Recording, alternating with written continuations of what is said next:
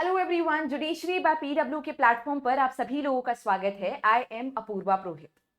आज के सेशन में हम डिस्कस करने वाले हैं how to become a good lawyer और अ सक्सेसफुल लॉयर। अगर आप गुड लॉयर होंगे तो over a period of time successful lawyer भी बन ही जाएंगे।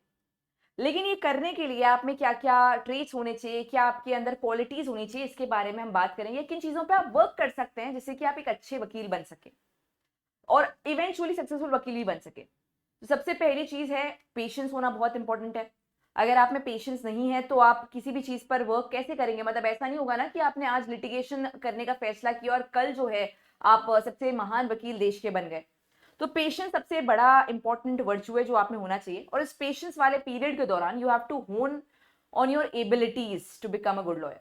जब तक आप पेशेंट रहोगे तो ऐसा नहीं कि पेशेंस है पर कुछ कर नहीं रहे हैं। पेशेंस के साथ साथ में आप हार्डवर्क भी करेंगे और हार्डवर्क करेक्ट डायरेक्शन में करेंगे। तो फॉर एग्जाम्पल आप ज्वाइन करेंगे एक सीनियर एडवोकेट को या कोई ऐसे वकील को जो आपको एक प्रॉपर वर्क प्रोवाइड कर सके, जिससे कि आप लर्न कर सको, जिससे कि आप ग्रो कर सको। ये मैं बात करी उन लोगों के लिए जो कि लिटिगेशन जस्ट ज्वाइन कर रहे हैं। Join a good advocate who can also guide you, who can also mentor you in a way that होन्स your skills. जो आपको अच्छा ड्राफ्टिंग रिसर्च वर्क दे, जो कि आपको अच्छे से चीजें डायरेक्ट करे कि आप क्या क्या चीजें कर सकते हैं। मतलब कोर्ट रूम की अपीयरेंस की बात करें या फिर अगर बात करें कोई भी और काम की, मतलब ऐसे आपको बहुत बेसिक लेवल वर्क नहीं दे रहे, प्रूफ रीडिंग वाला। You are actually doing good work, तो आपको ज्वाइन करना बहुत इंपॉर्टेंट है। अगर आप ऑलरेडी एक स्टेज पे पहुंच चुके हैं जहाँ पे you have done that and now you are independent, तो ये पॉइंट आपके लिए अप्लाई नहीं होता है। इसके अलावा इस पेशेंस वाले पीरियड में आपको अपनी नॉलेज को इन्हांस करना है। मोस्टली सब्सटैंटिव लॉ पे नहीं, प्रोसीजरल लॉ पे ज्यादा फोकस करना है। सब्सटैंटिव लॉ की नॉलेज भी होनी चाहिए, जाहिर सी बात है, पर प्रोसीजरल एस्पेक्ट की नॉलेज आपकी और भी ज्यादा इंपॉर्टेंट रहेगी यहाँ पर, अगर आप वकालत कर रहे हैं तो इस पेशेंस वाले पीरियड में आपको अपनी नॉलेज को भी इन्हांस करते रहना है every single day. You have to work, you have to read, you have to understand. इसके अलावा आपकी कमांड होनी चाहिए अपनी लैंग्वेज पर। अगर ऑलरेडी आपकी लैंग्वेज पर कमांड नहीं है तो उस पर वर्क करो। आर्टिकुलेट ज्यादा बनो। अंग्रेजी हिंदी दोनों की मैं यहाँ पे बात कर रही हूँ। अगर लोअर कोर्ट्स की बात करें तो वहाँ पे मोस्टली हिंदी में पकड़ होनी चाहिए। और अगर हाई कोर्ट्स और सुप्रीम कोर्ट की बात करें तो इंग्लिश लैंग्वेज पे आपका कमांड होना बहुत इंपॉर्टेंट है। तो उस पर भी आप वर्क कीजिए। अगर आपने ऑलरेडी उसमें कहीं ना कहीं आपको संकोच है या कहीं ना कहीं प्रॉब्लम्स हैं, तो every single day you can try to improve by reading, by speaking, अपने आप को रिकॉर्ड करके मोबाइल फोन में, अपने आप को सुनकर, ये समझ कर कि मैं कहाँ पे लैक कर रहा हूँ। अगर आप अभी भी लॉ स्कूल में है, लॉ स्टूडेंट है, तो मॉक ट्रायल्स, मूट कोर्ट्स, इन सब में पार्टिसिपेट करो।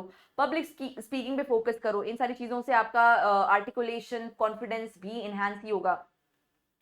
इसके अलावा एक और जो इंपॉर्टेंट ट्रेट होता है किसी भी वकील का, वो होता है नेटवर्किंग। काफी सारी बार आपने सुना होगा और काफी बार लोग कहते हैं मुझसे ये वाली चीज नहीं हो पाएगी, बाकी मैं सब कुछ कर लूंगा।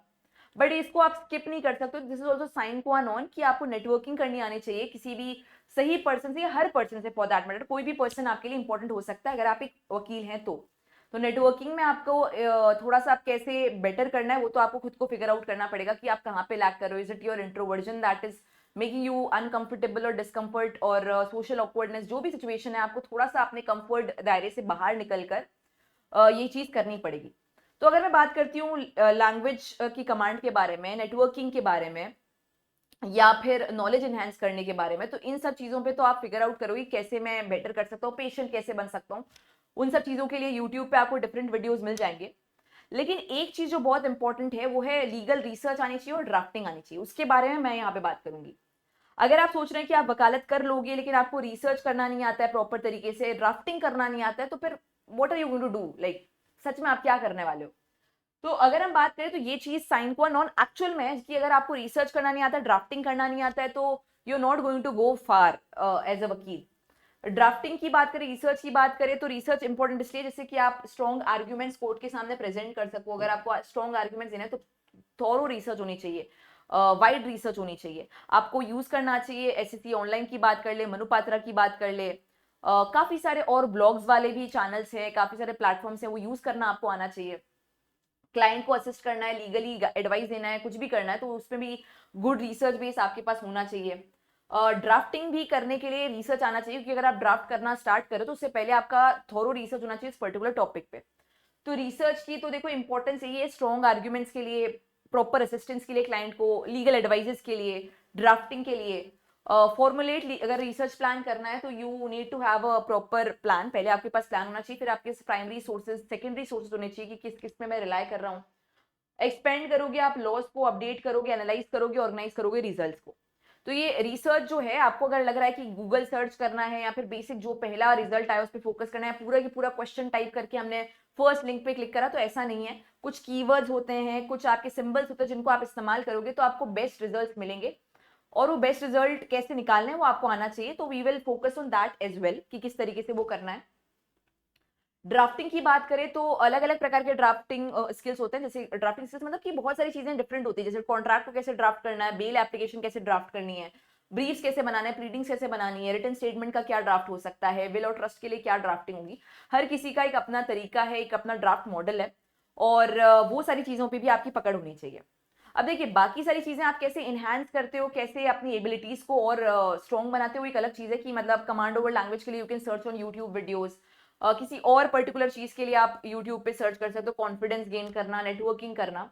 पर अगर आपको प्रॉब्लम है रिसर्च प्लान, रिसर्च करने में, ड्राफ्टिंग करने में, तो आप प्रतिभा 2.0 ज्वाइन कर सकते हो। इसमें आपको लीगल रिसर्च और लीगल ड्राफ्टिंग के ऊपर अलग प्रकार की कमांड करवाई जाएगी। इनफैक्ट ये जो वकालत आप कर रहे हो और पेशेंस वाला पीरियड आपका चल रहा है, उस दौरान आपको, मुझे लगता है, ऐसे कोर्सेज करते रहना चाहिए। सिर्फ इस कोर्स की बात नहीं करूँ, कोई भी कोर्स जो कि आपकी एबिलिटीज को इनहेंस करने में हेल्प करे, चाहे नॉलेज बेस बढ़ा रहा है किसी भी तरीके से, जैसे ड्राफ्टिंग सीख लिया, रिसर्च करना सीख लिया। इसके अलावा अगर आपको लगता है कि मुझे किसी पर्टिकुलर लॉ में इतनी नॉलेज नहीं, सीपीसी मुझे नहीं आता, तो सीपीसी का कोई कोर्स में एनरोल कर लिया। You can do all of that as well, जिससे कि आप एज अ वकील ग्रो करते रहो कॉन्स्टेंटली। तो यहाँ पे लीगल ड्राफ्टिंग, जैसे कि मैंने कहा, डिफरेंट टाइप ऑफ ड्राफ्टिंग कराई जाती है। जो आपको सिखाते हैं वो एडवोकेट्स ने 10-10 साल से प्रैक्टिस करी हुई है कोर्ट में। आपको एडवोकेसी, एथिक्स और लीगल रिसर्च भी सिखाई जाएगी, और इस कोर्स के एंड में सेल्फ इवैल्यूएशन का टेस्ट भी होगा आपका, और आपको सर्टिफिकेट भी ग्रांट किया जाएगा।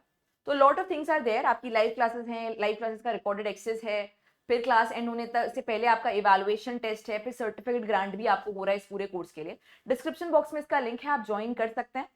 ये बैच आपका स्टार्ट होने ही वाला है, तो जस्ट ज्वाइन द बैच। और कोई भी प्रॉब्लम हो तो आप यहाँ पे कमेंट में लीव कर सकते हो, जिसका मैं रिप्लाई कर दूंगी। Thank you so much for watching this session. अगर आपका कोई भी और डाउट है, कोई भी और स्किल के लिए, कोई भी और प्रॉब्लम के लिए, तो भी आप कमेंट में लीव कर सकते हो। हमारी टीम आपको रिस्पॉन्ड जरूर करेगी। Thank you so much.